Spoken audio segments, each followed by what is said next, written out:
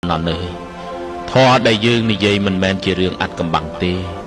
យើងមិនមែនជាគ្រូដែលហួងហែងវិជ្ជាចូលឧស្សាហ៍ព្យាយាមយកចិត្តទុកដាក់សាងអំពើល្អអ្នកណាមានគំនិតលើផ្លូវល្អហើយរស់នៅដោយការមិនប្រហែសនៅក្នុងព្រះធម៌នោះអ្នកនោះនឹងអាចគេចផុតពីវាលវដ្តសង្សារការស្លាប់រស់ហើយបញ្ចប់នៅទុក្ខយើងនឹងសម្រាកក្រោមដើមឈើនេះមនាលសុផាត់ថាសាសនាក្នុងរូបភាពផ្សេងសុទ្ធតែសំគួរហើយបើសាសនាទាំងនោះមានការប្រៀបធៀបខទាំង8ព្រោះខទាំង8ចាត់ទុកថាជាសច្ចធម៌របស់ចក្រវាលគ្រប់បែបយ៉ាងសុទ្ធតែជាអនិច្ចំមិនទៀងទាត់